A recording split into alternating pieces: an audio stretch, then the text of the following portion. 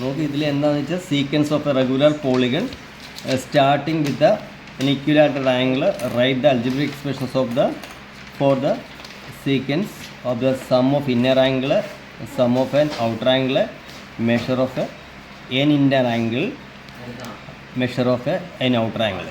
ഇതിൽ എന്താണെന്ന് ചോദിച്ചു കഴിഞ്ഞാൽ polygon 3 side polygon regular polygon എന്ന് പറഞ്ഞാൽ സൈഡ് ഈക്വൽ ആയിരിക്കണം, ആംഗിൾ ഈക്വൽ ആയിരിക്കണം. 3 സ്റ്റാർട്ട് ചെയ്യുന്നതിൻ്റെ അൽജിബ്ര ഫോം എഴുതാനാണ് പറഞ്ഞത്. ആദ്യം അതിൻ്റെ സമ്മ് കാണാം ഉണ്ടോ.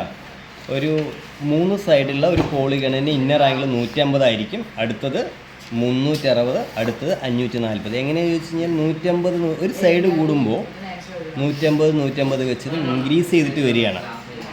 അപ്പോൾ അതിൻ്റെ അൽജിബ്ര ഫോം പറഞ്ഞാൽ 180 എന്ന് എഴുതിയാൽ മതി. കാരണം വെച്ചാൽ ഇവിടെ നിന്നുള്ള കോമൺ ഡിഫറൻസ് എത്രയാണ്? 180 അടുത്ത step first term minus common difference. First term 150, common difference 150 same ആണ്. അപ്പോൾ ഇവിടെ 0 വരും, അത് എഴുതേണ്ട കാര്യമില്ല. ഇങ്ങനെ 150 എന്ന് എഴുതിയാൽ മതി. അടുത്തത് ഔട്ടർ ആംഗിൾ. ഔട്ടർ ആംഗിൾ എല്ലാ പോളിഗണിൻ്റെയും ഔട്ടർ ആംഗിൾ 360 ആണ്. അതിൻ്റെ അൽജിബ്ര ഫോം 360 എന്ന് എഴുതിയാൽ മതി. അടുത്തത് ഒരു ഇന്നർ ആംഗിളാണ്. ഒരു ഇന്നർ ആംഗിൾ പറഞ്ഞാൽ എത്രയാണോ ഇന്നർ ആംഗിൾ നോക്കുക, സമ്മ് നോക്കുക, അതിനെ സൈഡ് കൊണ്ട് ഡിവൈഡ് ചെയ്യുക. ആദ്യം 150 ആയിരുന്നു, അതിനെ 3 കൊണ്ട് ഡിവൈഡ് ചെയ്യുമ്പോൾ 60. അടുത്തത് 360-നെ 4 കൊണ്ട് ഡിവൈഡ് ചെയ്യുമ്പോൾ 90. 540-നെ 5 കൊണ്ട് ഡിവൈഡ് ചെയ്യുമ്പോൾ 108. അങ്ങനെ ഇതിൻ്റെ അൽജിബ്ര ഫോം എന്ന് പറയുന്നത് 180n ഡിവൈഡഡ് ബൈ n+2 എന്നാണ്.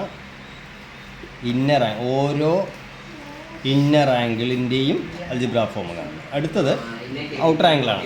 ഔട്ടർ ആംഗിൾ കാണാൻ എളുപ്പ വഴിയെന്ന് വെച്ച് കഴിഞ്ഞാൽ ഒരു ഔട്ടർ ആംഗിളും ഒരു ഇന്നർ ആംഗിളും കൂടി ആഡ് ചെയ്ത് 150 കിട്ടും. ഇവിടെ ഇന്നർ ആംഗിൾ കിട്ടി. ഇപ്പോൾ ഔട്ടർ ആംഗിൾ കാണാൻ ഇതിന്ന് കുറച്ചാൽ 150-ന്ന് 60 കുറച്ചാൽ മതി. ഇവിടെ 150-ന്ന് 90 കുറച്ചാൽ മതി. അതുപോലെ തന്നെ ഇവിടെ ഔട്ടർ ആംഗിൾ കാണാൻ എന്താ വെച്ചാൽ 108-ൽ നിന്ന് 150-ൽ നിന്ന് 108 കുറച്ചാൽ മതി. ഇങ്ങനെയാണ് പോകുന്നത് കേട്ടോ. ഇതിൻ്റെ algebra form 360 divide by n+2 എന്നാണ്.